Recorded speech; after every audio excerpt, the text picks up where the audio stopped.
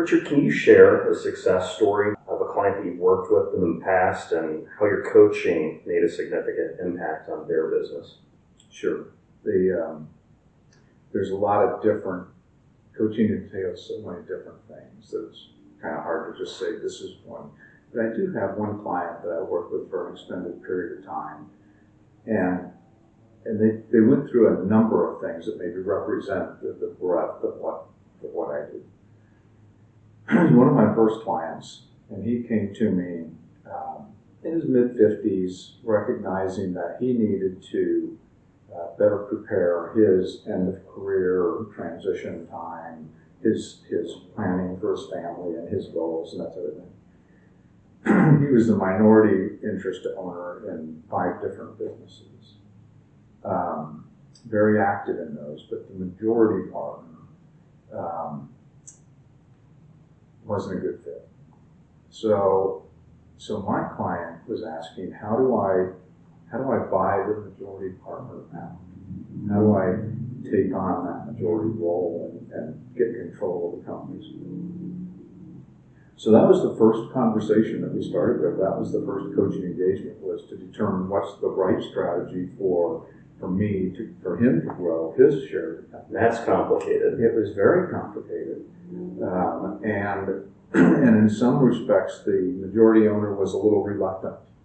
And in other respects, they holds all the cards. They held all the cards, but they also had some motivations to exit. So in discussing all of that, we kind of developed a strategy for him to approach the business somehow. And he was successful at the end of the day in acquiring the controlling interest in actually buying them out totally in 3 of the 5 businesses. And that involved everything from the legal aspects and the financial due diligence and all the things necessary to get that done. I didn't do it. The business owner had his own legal counsel, his own finance people, his accounting and CPA folks and tax people that were all reviewing this at the same time. What I'm helping them do is think through what are those steps and what do you need to be asking those people, and how do you need to have engagement, where's the risk, and how do you cover that? So long story short, we got this. Well, once we got them bought, then it became operational.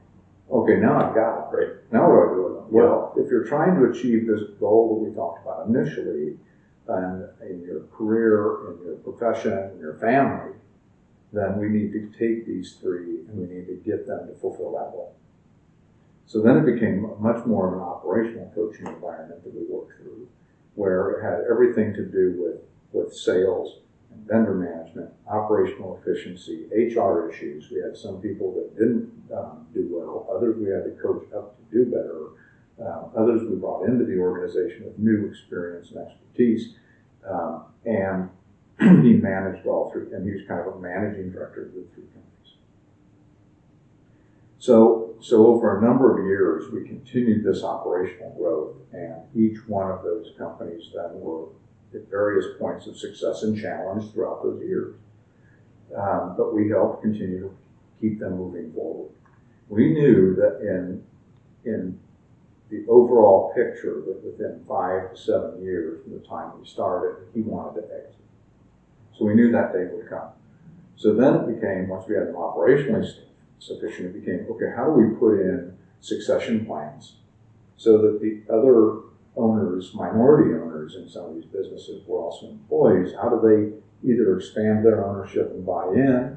How do they exit the company when the time comes that they want? How do they enact their goals inside a succession plan? So all of those ended up getting negotiated for all 3 companies, and those plans were set and in place with multiple options. If I'm here, this will happen. If I'm not here, God forbid, these things should happen. And that was all put into place.